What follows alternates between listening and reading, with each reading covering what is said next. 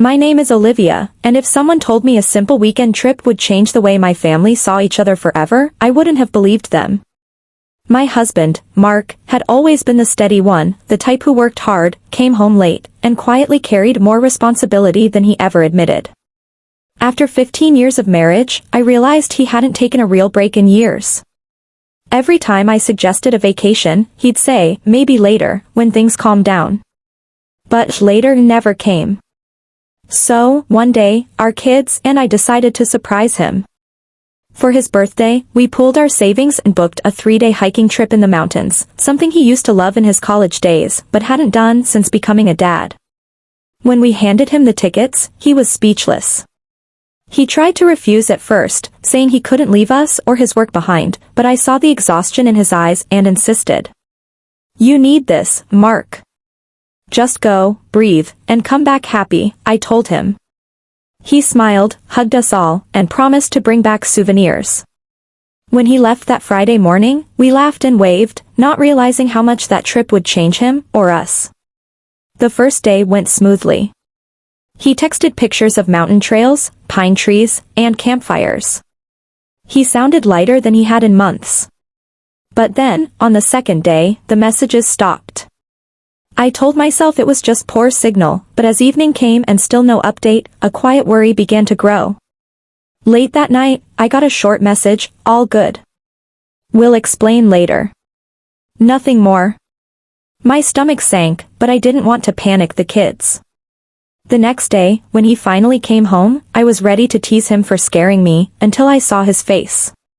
He looked different, not tired, not angry, just deeply thoughtful. He hugged me tightly, almost as if afraid to let go, and when I asked what happened, he said softly, "Can we sit down first?" The kids gathered around, curious. Mark took a deep breath and began telling us what he'd brought back. On his second day of hiking, he'd met a man named Paul, an older traveler who joined the group late. Paul was quiet, friendly, and seemed to know the trails better than anyone. They'd started talking during the climb, and Mark learned that Paul was hiking alone because his wife had passed away the previous year. What struck Mark was how peacefully the man spoke about her, no bitterness, no anger, just love and acceptance. They hiked together for hours, and Paul shared how he and his wife had promised to live with gratitude, no matter how hard life became. Before they reached camp, Paul handed Mark a small, carved wooden token shaped like a heart and said, "I make one of these for every couple I meet on the trail. It's a reminder that love isn't about what we expect from each other, it's about what we give when no one's keeping score." Mark thanked him, and they parted ways that evening. But when he woke up the next morning, Paul's tent was gone. The guide told him no one named Paul had signed in or checked on the hike list. It was as if he had vanished completely. Confused, Mark finished the trip, still holding the carved token, and came home with it in his pocket. When he showed it to us, I noticed something etched on the back, 3 words, "Go home grateful." The room went silent. Mark said he didn't know who Paul really was, but the encounter had shaken him. "I realized I've been living like life was a list of tasks to finish," he said. "Work, bills, fixing things, planning things." But when Paul spoke, I understood something simple. I stopped being grateful for the life I already have. Hearing him say that made me tear up. The kids were quiet, too. That night, Mark placed the wooden token on our living room shelf, right above the family photos. We started calling it, "The Heart from the Mountain."